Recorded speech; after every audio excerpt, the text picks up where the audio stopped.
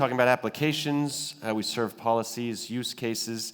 We're going to focus on Copernicus ocean reporting and indicators.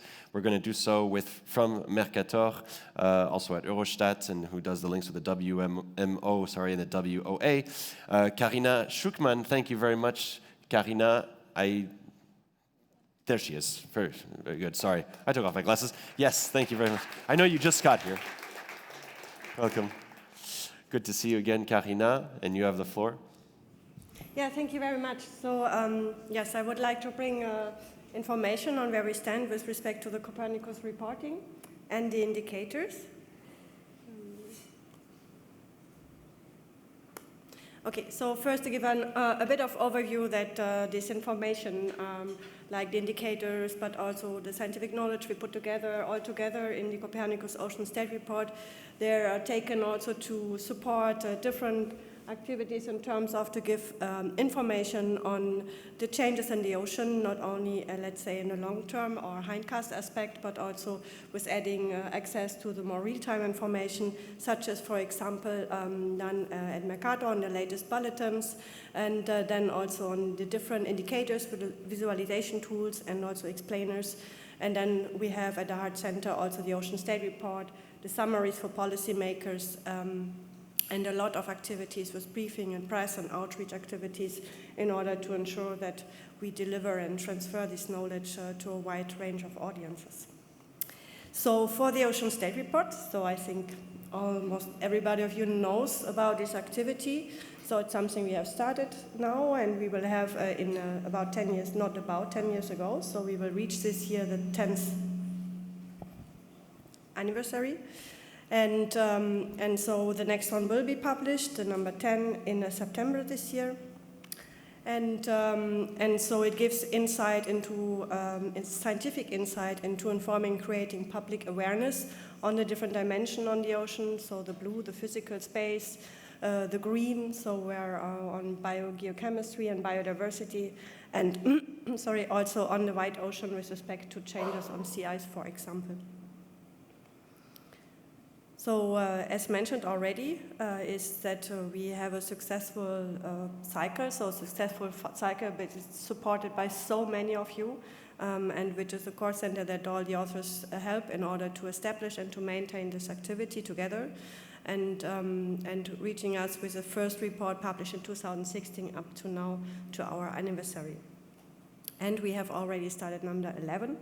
So which is about to get already submitted in about 1 or 2 months to the State of the Climate Journal in order for peer review.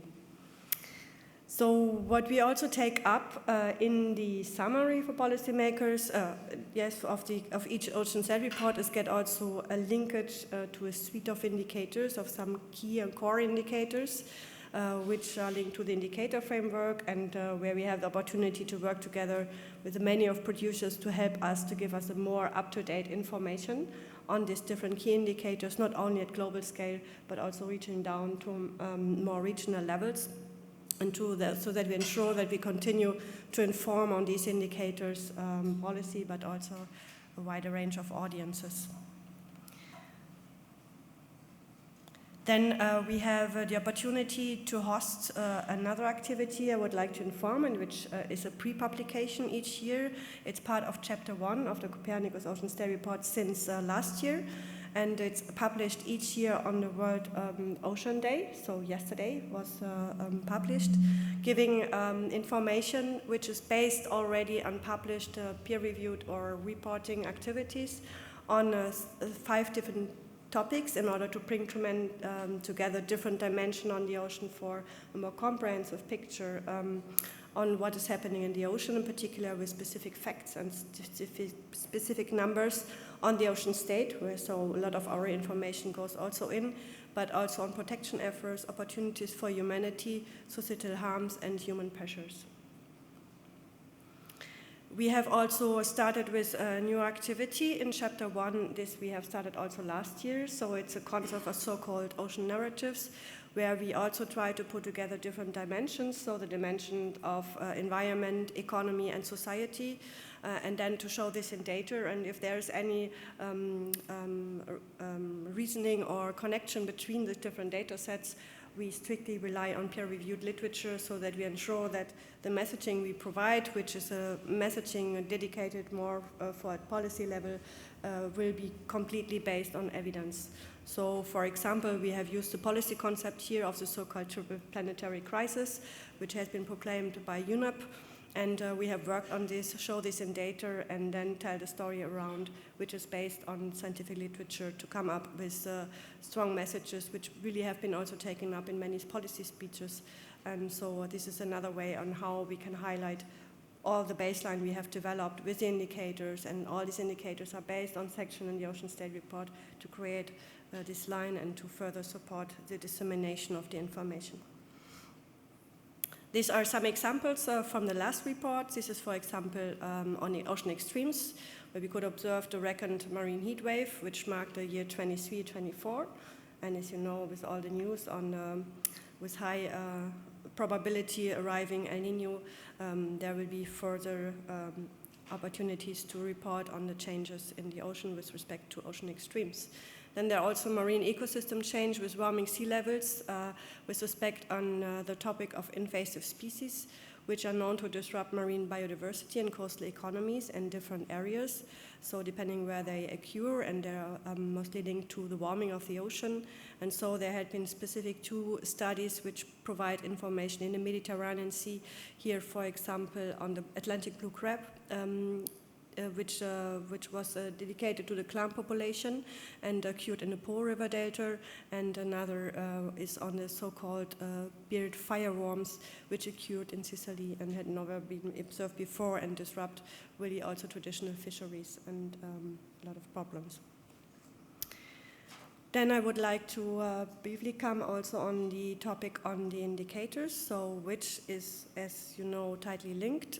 So we provide our rationale and the scientific explanation in the Copernicus Ocean State Report to then have the methodologies in order to transition this into the tool of ocean monitoring indicators, which allow to provide operational, regular information on the suite of indicators to inform further. And so with this, as mentioned before, there are also other tools which have been developed, such as, for example, the Ocean Climate Portal, but also some parts are in the bulletins with additional information. And we have also examples where we have also direct support to science policy interfaces, such as, for example, 2 indicators are specifically dedicated to support Eurostat reporting on the SDGs. But there are also inclusion in OSPAR convention reports, assessment reports. In the IPCC, they have been used in WMO State of the Climate reports for the global and the regional reports, but also for the Ocean State Report of IOC UNESCO. So this is where we stand, and this is really where you are all part of this, because this is the driving force, the authors, and the driving force with your expertise, so that we are able to take all this information across the different dimensions, not only in terms of the ocean, like physics, biochemistry, biodiversity, and also the ice aspect, but also in the different dimension on the timescales, going from long-term terms to the extremes, which allow us to go together across this chain of going from ocean monitoring to ocean knowledge for sustainable ocean stewardship in support of environmental resilience, social equity, and economic sustainability. So that's from me, from my side. Thanks to all of you to make this driving. Thank you. Thank you, Karina. Stay here. You mentioned it yourself, and several of you have shown that all the experts that are mobilized for the work that you do. Could you maybe make a comment about how the Copernicus Ocean State Report plays a role in mobilizing all the experts and institutions and then getting knowledge to policymakers? Sorry. Don't hurt yourself.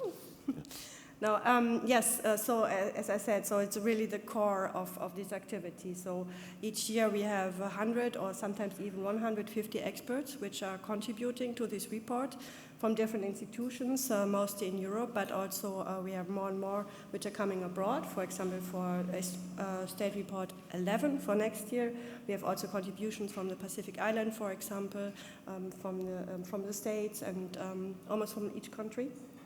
And not country, continent, sorry. And so we go through a call of contribution, which we have opened for the first time to a wider possibility of contribution. Before we had been dedicated mostly on the network of our network, which we could establish. And so that's how we work, and every author team is then working on the peer review aspect in order to develop the Ocean State Report together. So it's the authors who drive this. Thank you, Karina. We can welcome her back to the room.